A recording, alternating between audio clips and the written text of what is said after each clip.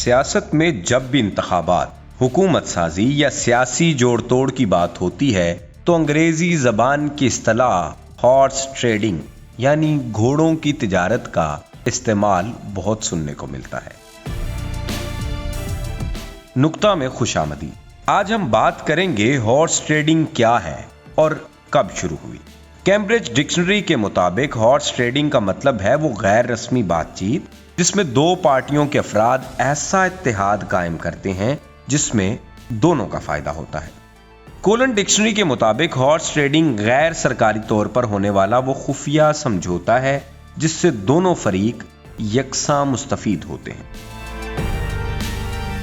Horse trading کا تعلق پہلے واقعی گھوڑوں کی خرید و فروخت کے حوالے سے ہوتا تھا۔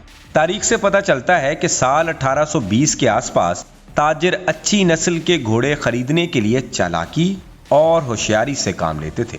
تجارت کا یہ طریقہ کچھ اس طرح کا تھا کہ کمزور گھوڑوں کی خوبیاں بڑھا چڑھا کر پیش کی جاتی تھی۔ اس وجہ سے کم قیمت کے گھوڑے مہنگے داموں بیچ دیے جاتے تھے۔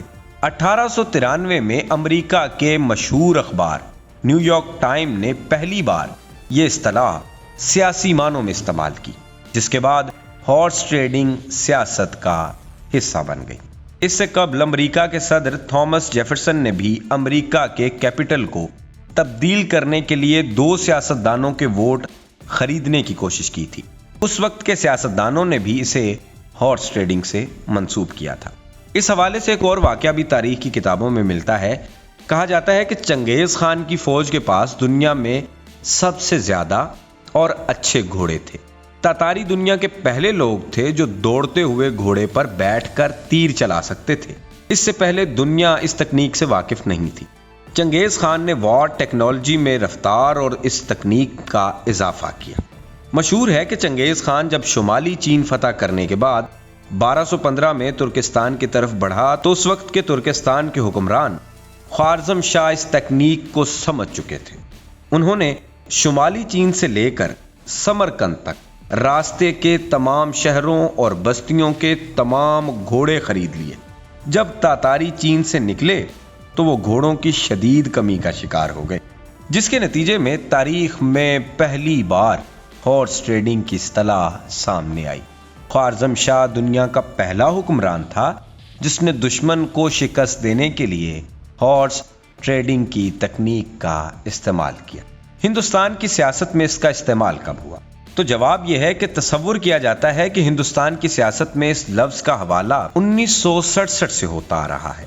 1967 کے انتخابات میں ہریانہ کے رکن اسمبلی لال نے 15 دنوں کے اندر 3 پارٹیاں تبدیل کر ڈالی تھیں۔ آخر کار جب وہ تیسری بار کانگریس میں شامل ہوئے تو کانگریس کے رہنما بریندر سنگھ نے پریس کانفرنس میں کہا تھا، گیا رام اب آیا رام بن گئے ہیں۔ ہندوستان میں پارٹی کو منقسم ہونے کو روکنے کے لیے قانون بنایا گیا ہے۔ 1985 میں راجیو گاندھی حکومت نے آئین کی 52ویں ترمیم میں پارٹی کی تبدیلی کا قانون منظور کیا تھا۔ اس کے مطابق ارکان اسمبلی کو اپنی پارٹی تبدیل کرنے کی وجہ سے عہدے سے برطرف کیا جا سکتا ہے۔ اس قانون کے مطابق کسی بھی پارٹی کے وہ منتخب نمائندگان جو پارٹی سے علیحدہ ہونا چاہتے ہیں ان کی تعداد 2/3 سے کم نہیں ہو سکتی، ورنہ انہیں نااہل قرار دیا جا سکتا ہے۔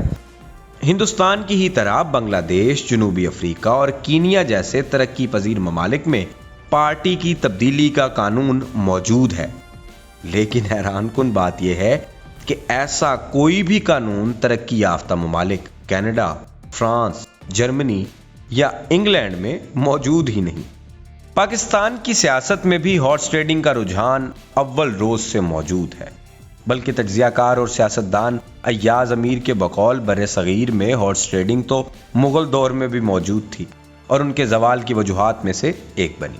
تجزیہ کاروں کے مطابق فاطمہ جناح اور ایوب خان کے درمیان ہونے والے صدارتی انتخابات ہو یا 1970 کے عام انتخابات کے بعد حکومت سازی کا مرحلہ، ان میں بھی کہیں نہ کہیں ہارس ٹریڈنگ کا عنصر شامل رہا۔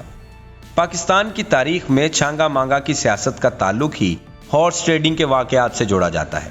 مہران بینک سکینڈل تو ایئر مارشل اصغر خان مرحوم کے تمام تر جد و جہد کے باوجود اپنے منطقی انجام کو نہ پہنچ سکا۔